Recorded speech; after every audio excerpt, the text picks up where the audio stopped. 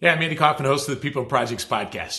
There are many things I love about this time of year, but it's a big conference season and large group gathering season, so I'm typically given multiple keynotes a week. One of my favorite keynotes right now, it's being asked for a lot, is one that's called Help for the Crazy Busy. And one of the reasons why I love delivering it is afterwards, typically people are like, you just read my mail, man. You were just talking directly to me. And why is that? Because most of us feel like life is just crazy busy right now.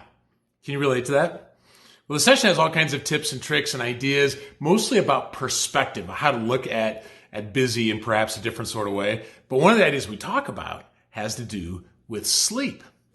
I gotta tell you, I don't know about you, I fight hard to get 7 hours of sleep at night. I mean, there's amazing research on this. I mean, we had Tony Schwartz years ago, a decade ago on the podcast, talking about, the importance of sleep, and Tom Rath in his book, Eat, Move, Sleep. I mean, it's not exactly groundbreaking to say that sleep is important. In fact, some would say it's the number one thing you and I could do to improve our performance at work.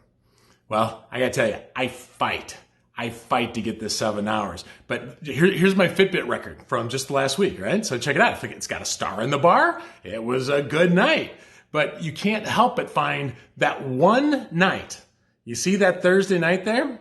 Here's the ironic thing. That happens to be the night before the keynote where I'm talking about this, right? I speak all day on Thursday at Project Management Workshop. I fly from Chicago out east. The connecting flight from where I go, delayed. Now it's after midnight, delayed, eventually canceled. I got to get to this venue. I mean, I start talking at 8:15 the next morning, and it is hours away. Get a rental car. There's not a single rental car in all of Charlotte. Big stuff going on. Nothing. There's not a car, right? I look at Uber. The price was more than my airplane ticket, right? So I finally talked to this lady at a budget rental car. I'm like, all right, any ideas? She goes, I know a guy. I'm like, I'm going to be driving.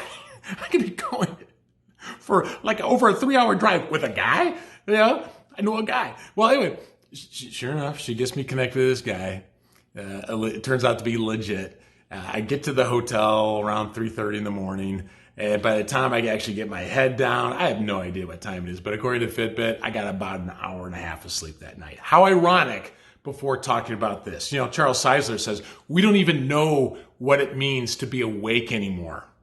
And if you do this too much, we're as impaired as if we're legally drunk. So my keynote was almost legally drunk that day. Well, here's the deal. And here's the reason why I'm sharing this is, like I said, I fight to get the hours. And I want to invite you that despite that night before the keynote, man, I want you to join me in this fight. What would it take for you to, even if it's just an extra half hour of sleep? In fact, how about this? For those of you that feel like, you know what, I'm winning that battle. And I'm winning it more nights than not. But for those of you that feel like you're winning, what are the habits you've developed that are helping you do that? What are some of your success stories? Because the rest of us, we need those. If you're watching this on social media, leave a comment below. If you're watching this on the podcast stream, send me an email. What do you do to get the sleep that you need? And what have you tried? What have you found to be effective? If you find this helpful, give it a like and share it with your network. We need more sleep. I look forward to hearing from you. Have a great one.